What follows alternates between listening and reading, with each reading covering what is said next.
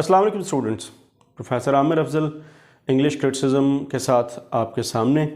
Criticism में इससे पहले हमने एक दो लेक्चर्स में s.t.coleridge की बायोग्राफिया लिटरेरिया के कुछ इश्यूज़ और कुछ इम्पॉर्टेंट थीम्स डिस्कस किए थे। उन्हीं थीम्स में एक थीम जो है वो है the use of metrical language. We all know that in 1798 the preface to the lyrical ballads, and later on the preface was added. Lyrical ballads was written and published by two great poets. One of them is William Wordsworth and other one is S.t. Coleridge. इन दोनों ने मिल के लिखा था, इन दोनों ने एक joint venture आप कह सकते हैं। बट बहुत सारे इश्यूज़ ऐसे हैं, बहुत सारे ऐसे आप कह लें पोइट्री के पैरामीटर्स हैं, लैंग्वेज के पैरामीटर्स हैं, जहाँ वर्ड्सवर्थ और कॉलेज एक दूसरे से डिफ़र करते हुए नज़र आते हैं। फॉर एग्ज़ाम्पल आज के इस लेक्चर में हम ये देखेंगे कि कॉलेज का जो व्यू है लैंग्वेज ऑफ मीट्रिकल कंपोजिशन वो क्या है, क्योंकि जो लैंग्वेज यूज़ ऑफ लैंग्वेज है उस पर जो वर्ड्सवर्थ है उसका व्यू डिफरेंट है। विलियम वर्ड्सवर्थ का व्यू ये है कि the language that must be used for poetry must be the language which is spoken by every man in universe, especially in the country life, in the rustic life. वो ये कहते हैं कि ये जो language है which is used, which must be used in poetry, ये आम आदमी की हो और ऐसे लगे और पोइट भी एक आम आदमी हो। सो लगना यूँ चाहिए कि एक आम आदमी आम लोगों से उन्हीं की लैंग्वेज में बात कर रहा है।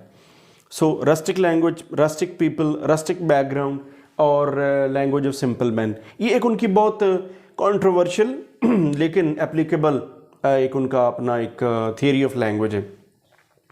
लेकिन ये भी कहा जाता है और ये हमने देखा है, अगर आप पोइट्री पढ़ें वर्ड्सवर्थ की तो लैंग्वेज तो सिंपल है लेकिन वो लैंग्वेज पोइटिक है। उस लैंग्वेज में आपको स्ट्राइकिंग लाइंस नज़र आती हैं, आपको उसमें स्ट्राइकिंग वर्ड्स नज़र आते हैं, लफ्ज़ सिंपल हैं लेकिन स्ट्राइकिंग लाइंस हैं और वो जिस मीटर में लिखी गई हैं वो हैं बहुत अट्रैक्टिव और बड़ी कैची। तो अगर हम ये कह दें कि विलियम वर्ड्सवर्थ की पोइट्री में हमें सिंपल लैंग्वेज में बड़े स्ट्राइकिंग किस्म के एक्सप्रेशंस मिलते हैं और इसकी कंस्ट्रक्शन बड़ी वेल नेट है, तो ये गलत नहीं होगा। सो ये वर्ड्सवर्थ की थियरी ऑफ लैंग्वेज है उनकी पोइट्री के लिए। अच्छा, उसमें जब जिस पॉइंट पे आगे डिफरेंस आएगा मैं पहले वो लाइन आपके सामने पढ़ देता हूँ। That is according to William Wordsworth there must be no essential difference between language of poetry and prose, उनके ख्याल में।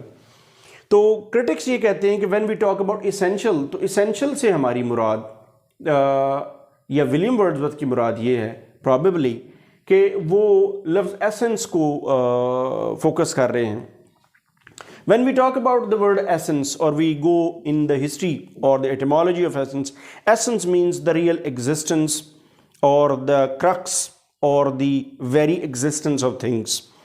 So essential difference जो आप कह लें कि between language of poetry and prose है वो ये होना चाहिए कि जो लैंग्वेज बोली जाती है, जो लैंग्वेज बोली जाती है by the very essence of the people और very essence of language. essence of language ये है कि लैंग्वेज जो है it springs from culture, ये कल्चर से निकलती है। कल्चर ही एक लैंग्वेज को फ़रोग देता है, उसको प्रोड्यूस करता है, उसके ऊपर इन्फ्लुएंसेस भी अगर होते हैं तो डिफरेंट कल्चर्स के होते हैं। तो यहाँ उनकी मुराद ये है कि जो लैंग्वेज है वो क्योंकि कल्चर से निकल के आती है, लोगों की लाइफ से निकल के आती है और जो पोइट है वो भी उसी कल्चर से बिलोंग करता है, तो उसी कल्चर में से थीम लेके आम आदमी की ज़िंदगी का आम आदमी की ज़ुबान में अगर हम उसको बयान कर दें तो वो ज़्यादा अंडरस्टैंडेबल होगी और ज़्यादा आप कह लें अट्रैक्टिव होगी। अट्रैक्टिव भी होगी, अंडरस्टैंडेबल भी होगी for common man. Of course poetry लिखी जा रही है आम आदमी के लिए, तो अगर आम आदमी के लिए लिख रहे हैं तो आम आदमी को समझ भी आनी चाहिए। हाई साउंडिंग लैंग्वेज और एक्सूबरेंट लैंग्वेज जो कि रेनेसेंस या एज ऑफ रीज़न में थी जिस तरह के स्टाइल की, अगर वो होगी तो आम आदमी को समझ में नहीं आएगी। ये खैर उनकी अपनी थ्योरी है। अब कॉलरेज उनके साथ डिफ़र कैसे करते हैं? कॉलरेज कहते हैं कि जब विलियम वर्ड्सवर्थ लोगों की कैटेगरी बनाता है, यानी उनको वो सिंपल आदमी, सिंपल मैन कहता है, तो वहाँ आके वो एक चीज़ क्लियर नहीं करता, वो ये कि सिंपल मैन में तो you may have educated people, you may have uneducated people. Educated लोग भी हो सकते हैं, अनएजुकेटेड भी हो सकते हैं। और एजुकेटेड आदमी, for example for a moment अगर हम ये कह लें कि वो भी बहुत ज़्यादा फ्लावरी लैंग्वेज यूज़ नहीं करता, तो इवन देन जो एक एजुकेटेड आदमी है वो उसकी सोच बहुत क्लियर होती है, क्लैरिटी होती है, वो अपने अल्फाज चुनता है एक बैकग्राउंड से, वो अपने अल्फाज उसका चॉइस ऑफ वर्ड्स, फिर उसका ऑर्डर ऑफ वर्ड्स और उसका यूजेज ऑफ वर्ड्स डिफरेंट होता है as compare to uneducated man. पढ़ा लिखा आदमी और जो इलिटरेट आदमी, अनएजुकेटेड मैन, उन दोनों में ये फ़र्क होता है। तो फ़र्क क्या है कि चॉइस ऑफ वर्ड्स एजुकेटेड में और होगा, अनएजुकेटेड में और चॉइस ऑफ वर्ड्स होगा, ऑर्डर ऑफ वर्ड्स एजुकेटेड का और होगा, अनएजुकेटेड का और होगा, कंस्ट्रक्शन डिफरेंट होगी, एक्सप्रेशन डिफरेंट होगा। तो जब ये दोनों डिफरेंट हैं तो आप ऑफ कोर्स जब उसको लैंग्वेज में लिखेंगे, जब आप उसको पोइट्री में लिखेंगे, तो यहाँ के थोड़ा सा कन्फ्यूजन बनता है, वो डिफ़र करते हैं कि यहाँ मेरा ख्याल है कि जो एक आप कह लें कि एक फ्लॉ है विलियम वर्ड्सवर्थ की पोइट्री में कि अगर हम इन दोनों को लें तो दोनों पॉसिबल नहीं है, अगर एक को लें तो दूसरा जो तबका है वो विलियम वर्ड्सवर्थ की थ्योरी ऑफ पोइट्री से निकल जाता है। सो कॉलरिज का ख्याल ये है, जो मीट्रिकल कंपोजिशन है यानी कि पोइट्री है जो कि सर्टन मीटर में लिखी जाती है, उसकी लैंग्वेज में बहरहाल को थोड़ा सा डिफरेंस होना चाहिए। वो डिफरेंस किन चीज़ों को जहन में रख के तो आपको बनाना चाहिए, वो डिफरेंस है 3 चीज़ों का। मीन्स आपने उसको एक्सप्रेशन को जहन में रखना है। ऑफ कोर्स पोइटिक एक्सप्रेशन में और प्रोजेक एक्सप्रेशन में फ़र्क है। पोइटिक एक्सप्रेशन और उसमें कुछ लैंग्वेज है, उसमें कुछ डिवाइसेस हैं, उसमें कुछ इमेजेस हैं which are different from the language of prose. Prose की का ईडियम और है, पोइट्री का ईडियम और है। एक्सप्रेशन के लिए, कंस्ट्रक्शन के लिए ऑफ कोर्स कंस्ट्रक्शन डिफरेंट है प्रोज की और पोइट्री की। तो कंस्ट्रक्शन के for the sake of construction your language and the choice of your language must be different as in writing, यानी प्रोज की और पोइट्री की अलग अलग होनी चाहिए।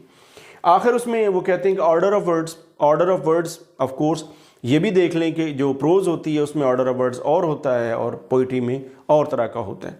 सो ये चंद एक बड़ा जो मेजर डिफरेंस है वो उनकी पोइट्री पे एक कह लें कि एक ऑब्जेक्शन रेज किया कॉलरिज ने विलियम वर्ड्सवर्थ की पोइट्री पे।